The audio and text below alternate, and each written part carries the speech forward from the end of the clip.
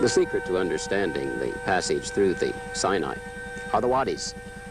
The wadis are these huge dry riverbeds which run between the high mountains, crisscrossing the Sinai Peninsula.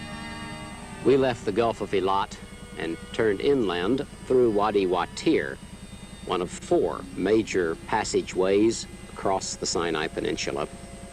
We began to think about the passage of the children of Israel through this same Sinai Peninsula, and especially their first stop at a place called Marah, which were the first springs that the children of Israel saw as they left the Gulf of Suez heading south towards Mount Sinai.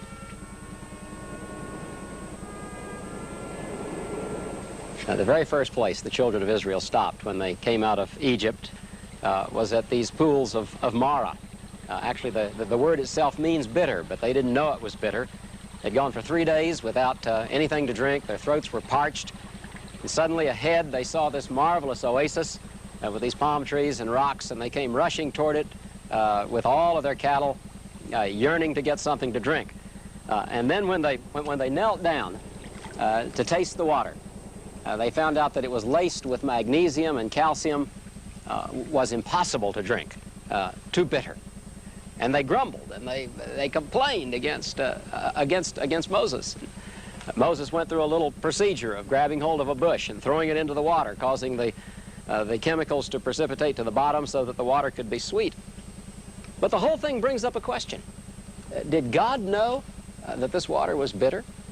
Did God know ahead of time what lay ahead for those children of Israel? For 3 days they had gone without any kind of water, and suddenly they come to the pools and they can't drink it? Is God in charge of our lives? I guess you're like me. I've had a lot of experiences like this.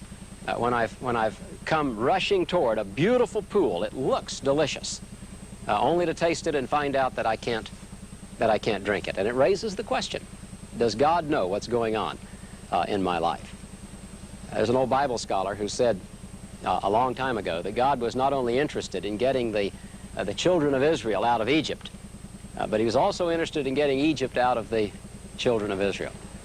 Egypt was a dirty place. They had been through plagues, a number of them.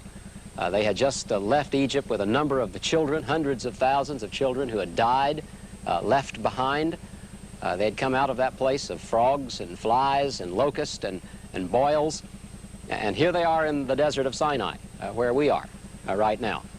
How was God going to clean their system? Well, it looked like the best way to clean their system was to bring them to a place like this and to have them drink the water. Again, the water is filled with magnesium, and it's filled with calcium. You can't see it, but as it dries on my hands, I can feel it. It's oily, and if it dries completely, there'll be dust left on my hands, the dust of magnesium, the very chemical that we use today to clean our systems out. It looked like God did have a purpose, after all, in bringing the children of Israel to these waters of Marah. I've had to drink a lot of bitter things in my life, drink from the bitter cup. Nobody likes to do it. It's the same kind of cup that Jesus had to drink from when he went to the cross in the Garden of Gethsemane. He prayed, "Lord, if it be thy will, let not this cup pass from me." And yet, nevertheless, not my will, but thine be done. God has a lot of bitter water that he wants us to drink, but he's got a purpose behind that bitter water. We may not understand it, and our friends may not understand it, but God has a real purpose for it. This water here at Marah contains these chemicals, interesting composition called dolomite, mixture of calcium and magnesium, but it's the same kind of chemical that doctors give athletes today to keep their heart muscles regulated, to keep the muscles in their body regulated in the hot sun. God not only wanted to clean out the systems of these Israelites, but he wanted to make them strong and healthy. And because he had a purpose for them, he was going to change their appetites. He was going to put them on kosher food. He was going to teach them how to eat, going to teach them how to walk, going to teach them how to live. God wanted those children of Israel to live long lives. They failed. But we don't have to fail.